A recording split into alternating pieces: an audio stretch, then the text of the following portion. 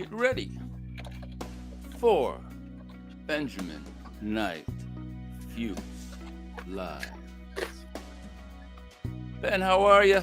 Well, greetings to you. How you doing, buddy? Good to see you. Great to see you too. The last podcast we did was a big hit. I got a It friend was who, yeah, I got a progesterone. All right. progesterone. Got a friend that emailed me. She was like, "Man, this was fantastic. Thank you so Really? much." Ah, it's Yeah. good to hear. Yeah, we're trying to clear up a lot of confusion, and that's why today I'm so excited because we're going to talk about what I consider to be perhaps the most misunderstood and arguably one of at least the most important fluids in the body, which is bile. Okay. Now, you're a layperson. What do you think Yes. about when you think of bile? What do you think of? As I don't know why, but like a greenish type of liquid that helps in the digestion Good. process. That's part of what bile does. When you eat a food, it goes into your stomach, it goes in your mouth, it goes in your esophagus, goes in your stomach, gets crunched up in the stomach. It turns into an acid mass, which is called chyme, chyme, and that Okay. acid mass drops into the intestine, from the stomach into the intestine, and at that point, it gets hit with a big blast of bile, Okay. in addition to other digestive juices from the pancreas. And this big blast of bile, like you say, is a critical part of the digestive process. It liberates the fats, fatty vitamins, essential fatty acids, certain minerals, so that they can be absorbed through the intestine. So bile is known as a digestive fluid, and it's very important for the digestive process. But bile is also a very important detoxification substance, and it helps the body get rid of toxins, particularly heavy metals, as well as certain drugs. Also, uh, cholesterol is actually eliminated from the body through bile. Over time, because of the job that bile has in eliminating toxicity, it can become thick and sludgy. This has to do with the fact that bile is eliminating toxins, but also because bile is recirculating. This is very cool what bile does. Hmm. Bile recirculates. So you get a big blasto bile, that's how I like to say it, that hits the food. And Okay. the bile then continues through the intestine, and some of it gets eliminated through the bowels. Much of your stool is made up of bile. And the bile contains cholesterol. In fact, bile is a type of cholesterol, and that's one of the ways the body gets rid of excess cholesterol. It's also, as I say, one of the ways that the body gets rid of toxins. It's also one of the ways the body eliminates certain hormones, particularly estrogen. And this is very, very important. So elimination of bile through the intestine into the stool represents a route of elimination for toxins and old hormones and such. But some of that bile doesn't get eliminated. It recycles, goes back to the liver, and Wow. then back to the gallbladder. And this recycling is where bile can start to become thick and sludgy in the recycling process. This thick, sludgy bile is what accounts for gallstones. Whoa. Okay. Never known anybody who had gallstones, or if you ever had gallstones, with this miserable, miserable pain. And it's so painful that doctors will take out, and patients will want to have that gallbladder taken out. Gallstones appear in the tiny little vessels that connect the gallbladder to the intestine. So the doctors feel like, well, you don't really need a gallbladder because you're going to get some bile that's made in the liver and it comes into the intestine, blah, blah, blah. No way. If you have a gallbladder removed, you are running risks for toxicity, running risks for elevated cholesterol, running risks for problems getting your fatty nutrients out of foods. It's worse than that. I'm going to tell you here in a second why it's worse than that. You want to keep your gallbladder. If you have gallstones, you want to blame toxicity for the gallstones, and you want to start to make changes in your diet, as well as make sure that you're drinking more water and working on the microbiome, the bacteria, as we're going to find out here momentarily. There's a very important relationship between bacteria in the intestine and bile. And this is really why I want to do this chat, and I want to talk about bile. See, you correctly described bile as being a digestive fluid, which it is. I mentioned that bile is also important for the detoxification process. But as it turns out, bile is much more than a detox fluid and a digestive fluid. It turns out it plays a major role in energy metabolism, specifically when it comes to blood sugar. And Whoa. there's an intimate relationship between bile secretion and blood sugar. So let's pop in some of these slides here and we'll start talking about it. So as it turns out, bile is involved in something called signaling or communication. Reading from the Journal of Comprehensive Physiology. This is from July 2013. Bile acids are important physiologic agents for intestinal nutrient absorption and biliary secretion of lipids, that's fats like cholesterol, toxic metabolites, and xenobiotics. That means foreign substances, foreign bacterial substances. But here's where it gets really interesting. Bile acids also are signaling molecules and metabolic regulators that regulate liver, hepatic, they say, that's liver lipids, hepatic lipids, glucose and energy levels, and maintain metabolic balance. They say homeostasis, metabolic balance. We know that metabolic syndrome is one of the most important and significant causes of health distress in this country, and bile acids play a very important role in stabilizing metabolism.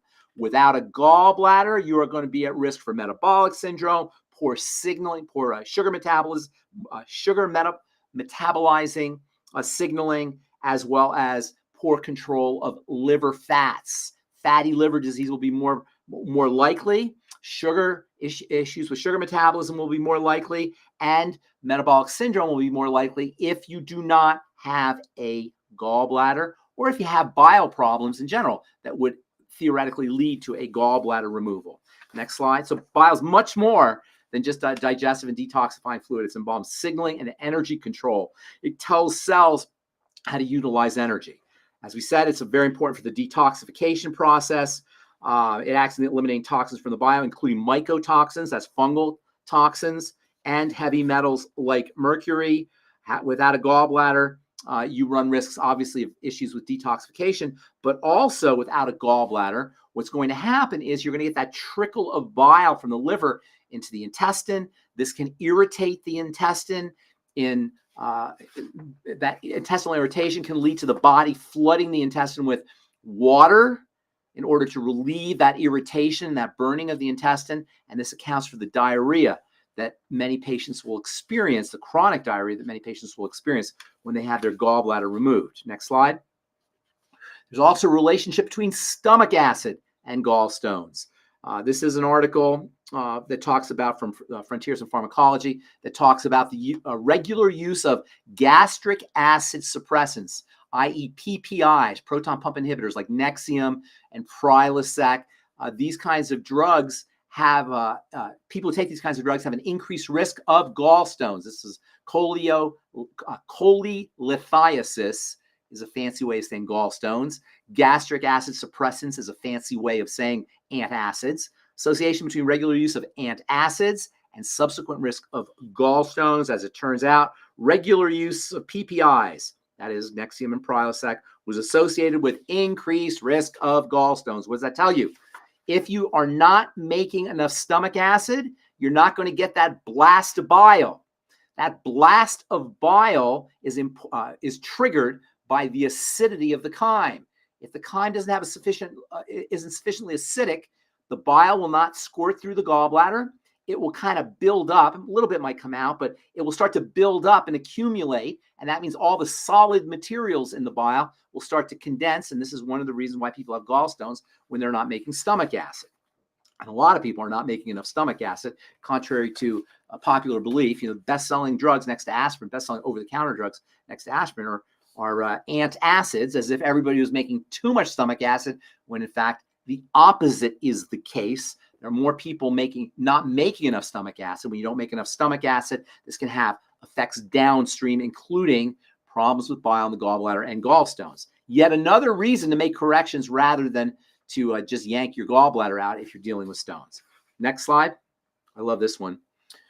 Metabolic endotoxemia caused by dysbiosis and elevated LPSs increase susceptibility to gallstones. Okay, let's break this one apart. It turns out that LPSs, lipopolysaccharides, are toxins.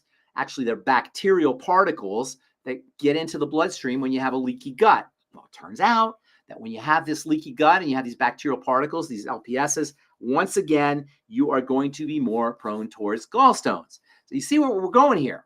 When you have gallstones and a gallbladder and gallstones, and the doctor says you're going to take the gallbladder out, most of us are like, whatever. I don't know what the gallbladder does. I don't know what's causing my gallstones. Take the darn thing out. Here we see there are many causes. There are many reasons why gallstones can be created.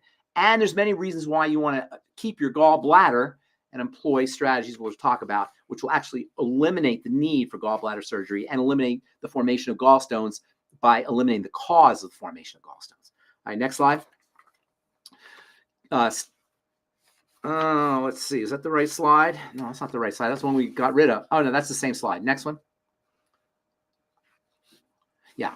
Gastrointestinal microbiome and cholelithiasis, gallstones, that is. Gastrointestinal microbiome, that is the bacteria that live in the gut. This is from the World Journal of Gastroenterology. Quote, the pathogenesis of gallstones might involve the microbiome, consisting of microorganisms and their metabolites. The GI microbiome may drive the production of gallstones by regulating bile acid metabolism. There's crosstalk between the cells of the gallbladder and the cells that make the bile and bacteria. They're communicating to each other. So bacteria in the intestine are telling the gallbladder what's happening in the intestine. Changes in the population and the type, the number, as well as the type of bacteria in the intestine will change the way they communicate. And this can be yet another cause of gallstones.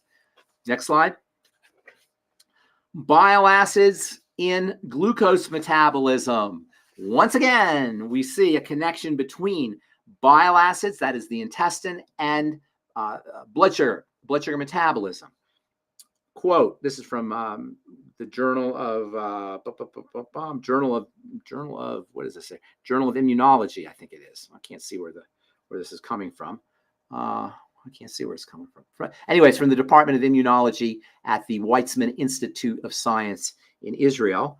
Bile acids are cholesterol-derived metabolites that facilitate intestinal absorption. Okay, bile acids have emerged as pivotal signaling molecules. Get this, for controlling glucose, lipid, and energy metabolism by binding to the nuclear receptors inside the cells of various organs. They play a role in the formation of sugar at the level of the liver. They play a role in energy expenditure. They play a role in inflammation. They play a role in the gut microbiome. And issues with bile acid signaling, this is very important here, are associated with obesity and type 2 diabetes.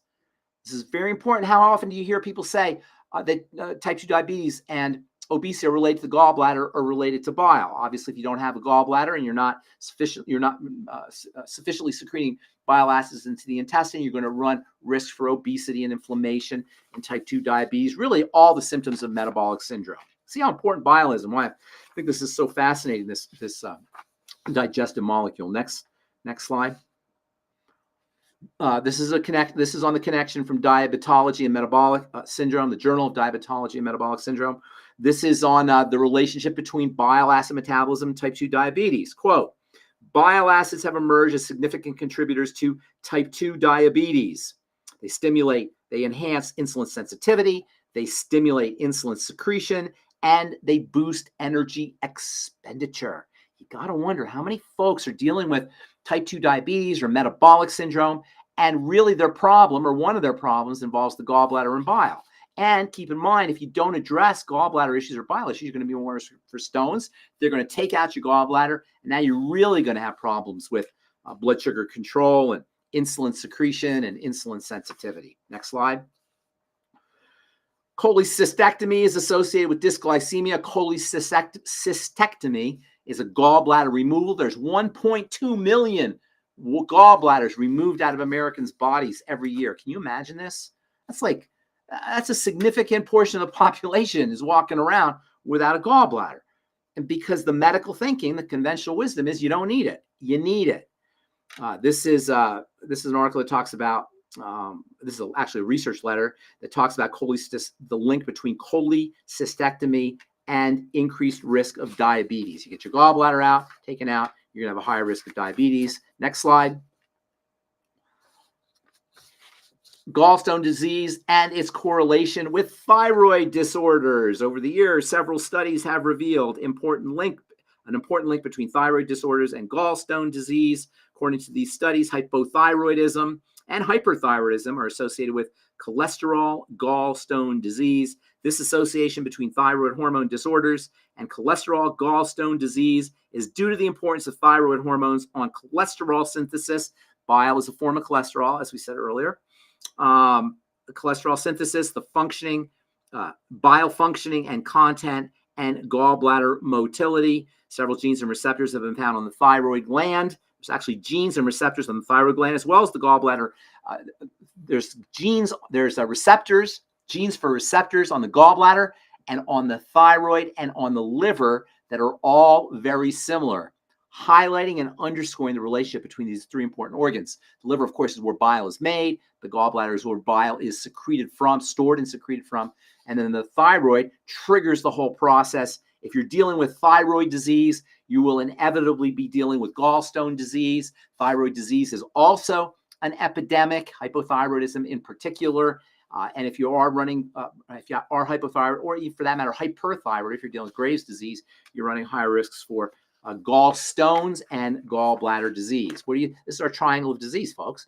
The digestive system, the blood sugar system, and the thyroid adrenal complex underlies all health challenges, including gallstones and gallbladder disease. Next slide. Hypercortisolism in patients with cholestasis is associated with disease severity. This is from the I don't know where this is from. I don't know where these studies are from for some reason. They don't say. In any case, BMC gastroenterology is right there. BMC gastroenterology. Quote, patients with cholestasis, that's sluggish bile. Chole means bile. Stasis means sluggish or slow.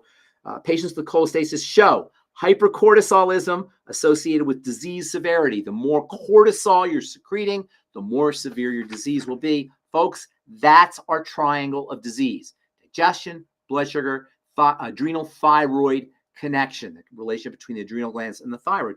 As always, focus on the 3 points, focus on the triangle, and everything will resolve itself. So what do you do if you're dealing with a gallbladder problem? Well, first of all, correct intestinal issues, correct dysbiosis issues, use probiotics, avoid problem foods. If you're dealing with SIBO, small intestinal bacterial overgrowth, which many folks are when they have leaky gut and LPSs in the bloodstream, you want to use Youngevity's I-26. I have a jug of it here. This stuff is amazing for SIBO. I mean, really amazing. And of course, you can't really see it here. And it's called I-26 hyperimmune egg. We've talked about it in the past. Sorry, you can't see it with my light. But in any case, it kills excess bacteria. It's for folks who are dealing with SIBO, small intestinal bacterial overgrowth, and leaky gut. If you have any issues with gallbladder disease, gallstone formation, bile problems, you're going to want your I-26. In addition to Youngevity's Nightly Essence, the best probiotic supplement that I know of. Also, using apple cider vinegar with your meals to acidify the contents of the stomach. Acid chyme is a prerequisite for the secretion of bile. And then also fatty vitamins. If you're dealing with a gallbladder problem, the chances are pretty good that you're not getting your fatty vitamins, vitamins D, E, A, and K, as well as your essential fatty acids. I love the Ultimate EFAs from Youngevity. Make sure that you're getting your fatty nutrients, your fatty vitamins, your essential fatty acids. When I say fatty nutrients, I'm talking about phytonutrients like carotenes and flavonoids and phytosterols, making sure that you're getting your veggies. Here's a little trick for you. When you eat vegetables, steam them and put butter on top of them. The butter will pull out the fatty nutrients from the vegetables and make it much easier for your body to process, even if you're dealing with a gallbladder problem, even if you don't have a gallbladder, or if you want to just maximize the absorption of these phytonutrients and fatty vitamins that are found in your veggies. And then the last thing you could do, pop up that last slide with that beautiful picture here. Get on Dr. Ariaza's Liver Cleanse. It's a wonderful gallbladder flush. Dr. Ariaza is a chiropractor and a great dude. And he has formulated these true to life products, including Liver Pure, which is a gallbladder flush, and the Truzymes, which are digestive enzymes, and True Cleanse, which is a detoxification supplement. I highly recommend them. You can get them from your Youngevity rep. So bile does much more than just help you digest your fats.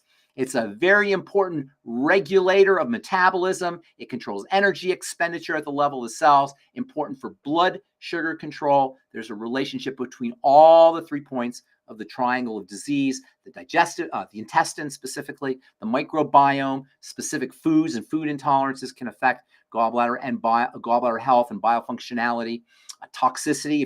If you're on prescription drugs, you really want to make sure that you're taking care of your gallbladder and of bile, because bile is one of the ways those prescription drugs are eliminated. Likewise, if you're dealing with hormone problems for women as they get older, oftentimes they don't clear their estrogen effectively, and this accounts for tremendous health misery, including autoimmunity and thyroid problems and cancer and fibroids and cysts. So making sure that bile system is operating pristinely and cleanly and effectively is super duper important. Drinking more water can help dilute your bile, making sure that you're hydrated. Using lecithin granules, much of bile. Bile is a very complex liquid that's made up of a whole bunch of stuff, including phospholipids, which is technically the term that we give for lecithin. Phospholipids. Lecithin is a type of phospholipid. You can take lecithin granules. You can get lecithin oil. Or you can get lecithin in Youngevity's Ultimate Enzymes. Youngevity's Ultimate Enzymes also contain bile salts. And using bile salts, sometimes you'll see ox bile or bile acid. That can also be a great way to help support the bile system. Using the amino acids taurine supplementally and glycine supplementally can also help you build bile. And then your ultimate essential fatty acids, your ultimate EFAs, are not only important if you have a gallbladder problem because you're not going to be absorbing your ultimate EFAs, but your ultimate EFAs also play a role in bile synthesis. So you're going to want to make sure that you're using your ultimate EFAs to make sure that you're getting enough of your good fats for making bile. And also, if you have a bile problem, you're not going to be getting them. So it's a good idea to make sure you get them supplementally. Bile, love the stuff. Super important and super underappreciated. Super fascinating podcast. You're getting schooled here on you're getting all kinds of good stuff. My pediatrician was talking to my mom about how tonsils and gallbladders were unnecessary. Removed. And they could be removed. And they were even discussing whether or not to remove my Who tonsils. said that? Your mom? My mother's doctor, the pediatricians that I used to go to when I was a kid. And I was about 6 or 7 years old. And I remember that. Yeah, that's too bad, because both of them are important. We should talk about tonsils. Because tonsils and gallbladders are probably two of the most common surgical procedures that human beings that Americans anyway have to undergo. As I said, 1.2 million gallbladders removed every year. I'm not sure what the statistics are for tonsils, but I think tonsillectomies might be the number one surgical procedure, the most commonly performed surgical procedure in this country. Certainly one of them. And after your talk, it affects blood sugar. It affects bile. All of these. Yeah, who knew, right? Who knew? Yeah, and then there's all of this type 2 diabetes going through the roof, and 1.2 million people getting, There's got to be a relationship, right? Got to be a relationship. And I've got another question. Speaking of diabetes, there's a very important, we can probably talk about this next week. There's a really important connection between stress and diabetes, stress hormone and diabetes. And if you're a diabetic and you're not able to control your diabetes with a diet alone or with supplements alone, you probably got an issue with cortisol and stress hormone. And hypercortisolism is oftentimes one of the main causes of elevated blood sugar. A lot of times diabetics will do everything right and they still can't control their blood sugar. It usually has to do with cortisol. Interesting. That's a whole nother topic. You were talking about how bile is a form of cholesterol. So I was wondering, do statin drugs affect bile? Affect bile? Logic would tell you that there would be some relationship. I haven't seen any studies. I haven't actually looked, and I haven't seen any studies that discuss that or research that discusses that. But logic would tell you if you're suppressing bile, or suppressing cholesterol, you're going to suppress all of the end products of cholesterol, including vitamin D production in the skin, cholesterol in the skin, as well as bile. Although I have to say I haven't seen any research that talks about that. It's a good question, though. This was a tremendously eye-opening podcast. All right, Thank everybody. You. If you want to contact Ben or me, you can find You can contact Ben at Fuchs at Ben at Gmail, fuchs.ben@gmail.com, or if you want to shout out to me at the info@liamgaligas.com. And we'd like to thank everybody for watching. Anybody in the chat? No, we don't have anybody saying hi. No, nobody's saying hi. All right. This podcast, maybe next time. So, All right. Thanks Good to see you, everybody for Liam. watching. We'll see Good you to see you, Ben. See you next Sunday, buddy. We'll Bye. see everybody next Sunday. Take care. Bye. Thanks again.